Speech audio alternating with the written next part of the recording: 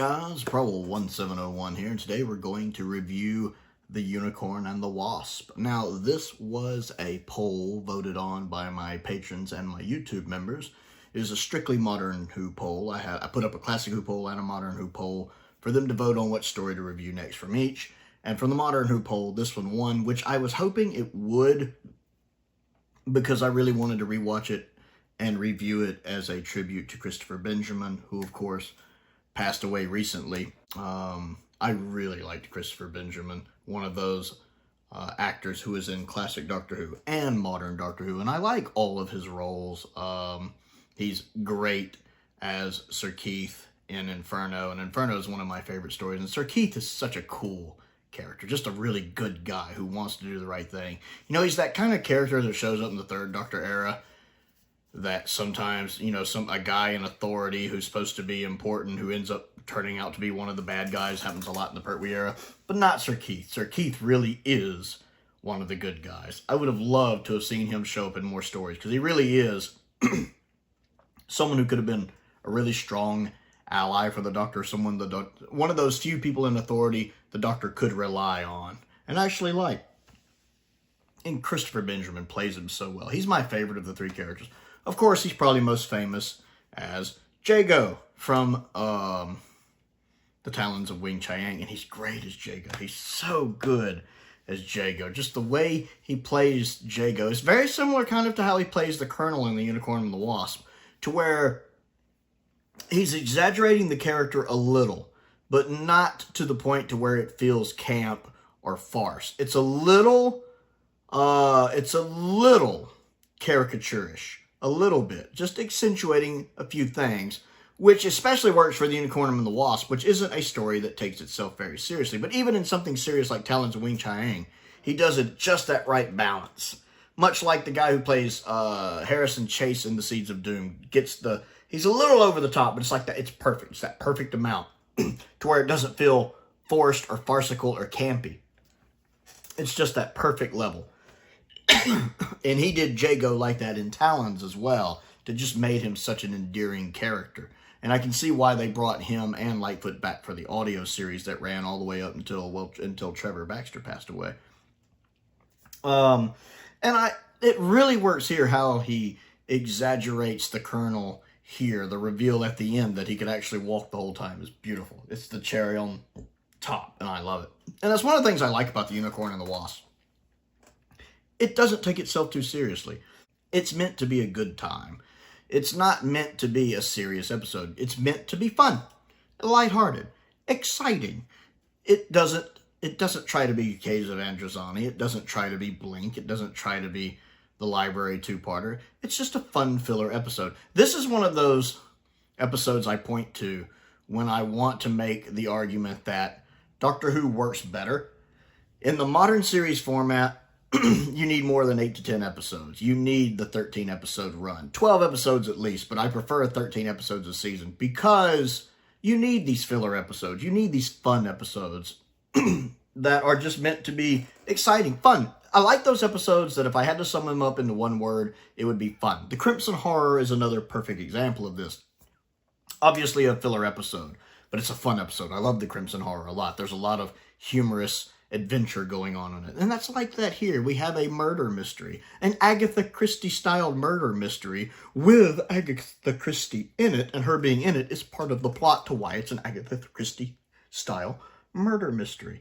I really think I enjoy the Gareth Roberts stories. I can't remember all the ones he wrote, and I ignoring all the controversies that kind of surround him now, as a writer for Doctor Who, I think he's very good. And I really like the fun and adventurous nature of this story. There's so many humorous bits. I love the bit when he's talking to Donna, or is it Agatha Christie? Who is it he's talking to? It's one person he's talking to, and they're like, that would be like meeting Charles Dickens with Ghost on Christmas Day. And he's like, wow, because that actually did happen. And I loved the little humor of that. I love the bit when he's interviewing everybody to see if they have an alibi, and it does the little flashback sequences, plus the transition when it does the little wavy transition sequence, which of course is done for humorous effect. You know, I'm sitting there almost going, doo-doo-doo, doo-doo-doo, doo-doo-doo, like Wayne's World. And the fact that while they're telling the doctor their side of what happened, in the flashback we're seeing what really happened, like the mom drinking, the dad looking at the magazines, and the son meeting with the waiter or whatever he is. I like that they're telling one story, but we're seeing what actually happened. That's absolutely hilarious to me. I absolutely love that. I enjoy the cast. Not just Christopher Benjamin. He's wonderful. The actress playing the mother is good. The actress playing the unicorn is good, because when it's revealed she is the unicorn, I like how she completely changes character. She even changes accent. Like she's, all right, well, whatever. It was worth a cop, you know? The way she changes her accent and changes her personality, well done on the actress. She really was an actress playing a character that's playing a character. That always fascinates me. It's like Arnold Schwarzenegger in the Terminator movies. He's a human playing a robot that's playing a human. Yeah, basically, he's a human pretending to be a robot that's pretending to be a human. She's kind of like that here. And I like how she switches from her cover character to who she really is right there on the fly. I enjoyed that. The actress playing Agatha Christie's great, by the way. I like her. I like the guy playing the priest who turns out to be the Vesper form. I've seen him in other stuff. I like him as well.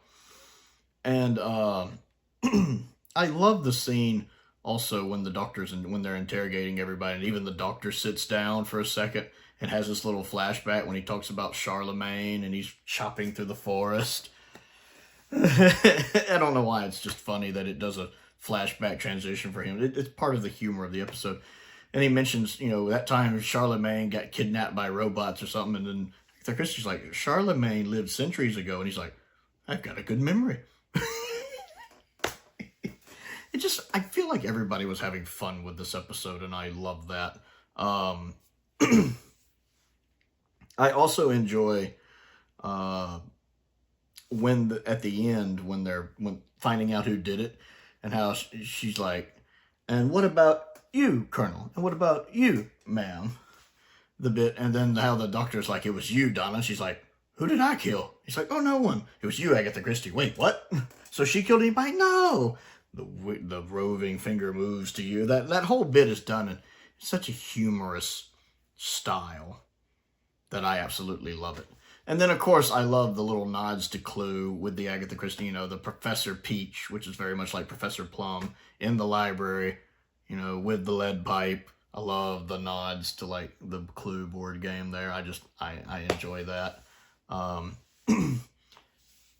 feel like the effects are pretty good for this early modern Who. Like, all of the Wasp effects look pretty good. Because sometimes even the early episodes of modern Who, which is 20 years old at this point, can look a little rough. But I guess by Series 4, they'd really gotten better with it. And the Wasp, it's good. It looks good. I didn't have a problem with this episode going, that's CGI's dated badly. You know, it's not like the Lazarus Experiment, where that looked rough even for the time.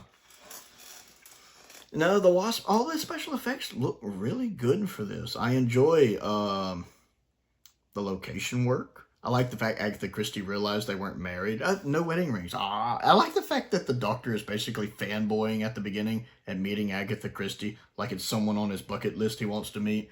How he's like, I mean, it feels like David Tennant thinks he's meeting the real Agatha Christie and is fanboy over. I like that. The scene when the doctor is poisoned, that whole scene is hilarious.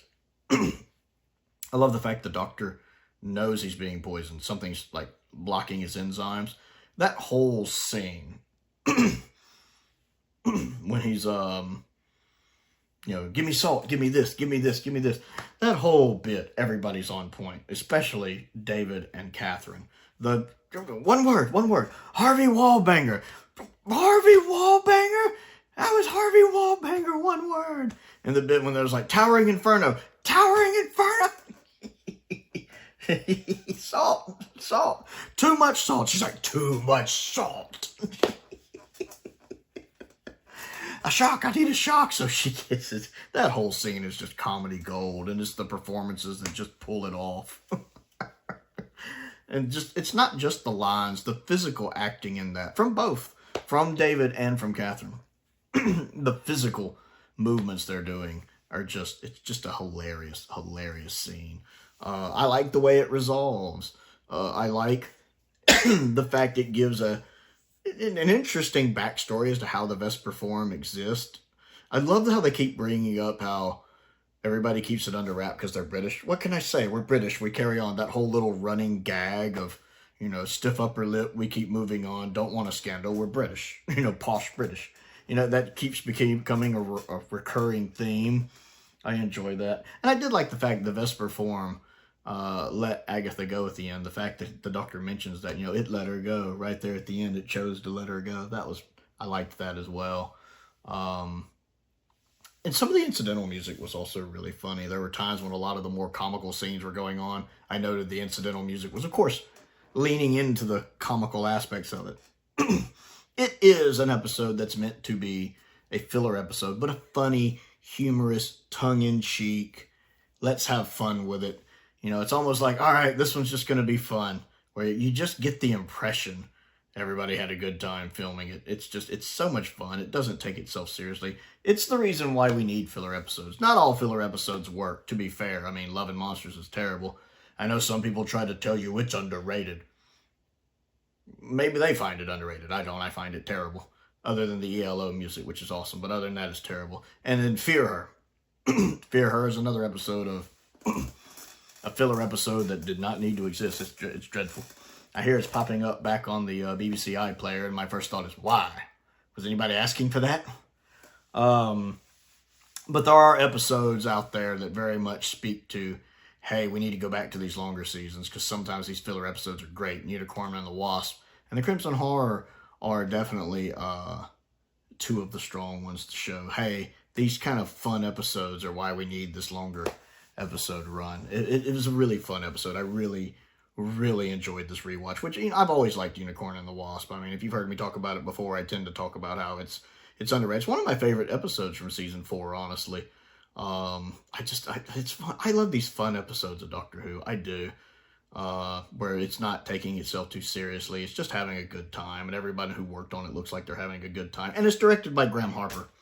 And I love Graham Harper. He directs great Doctor Who. The only person to direct classic and modern Doctor Who. And he is fantastic. I really wish Russell would get him back in the RTD2 era. If Graham wants to come back. I don't know if he's retired or not. But if he wants to come back, I really wish they'd get him back. So the Unicorn and the Wasp. It's fantastic. It's a lot of fun. I really enjoy it. I have a great time with it. Again, those stories I can watch that I just sum up as fun, in one word, fun, those are great. I love those. So I want to know what you think of this story. Comment down below and let's talk about it. And don't forget to spare a wonderful thought for Christopher Benjamin. Great actor. Fantastic in all of his Doctor Who roles. I'm really glad I got to rewatch this story and kind of dedicate this review to him.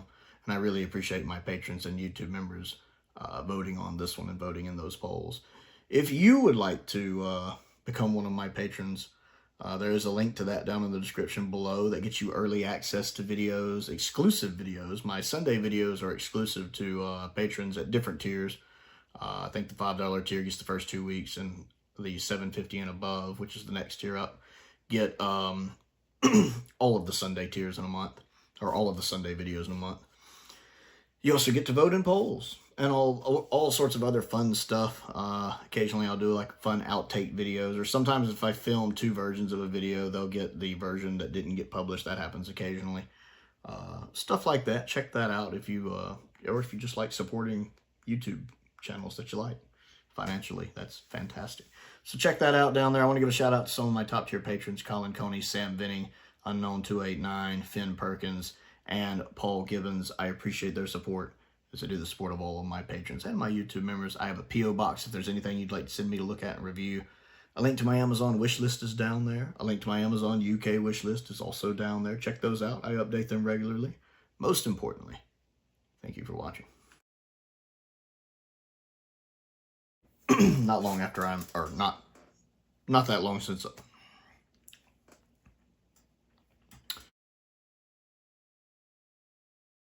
But the actress... This is going to take a lot of editing.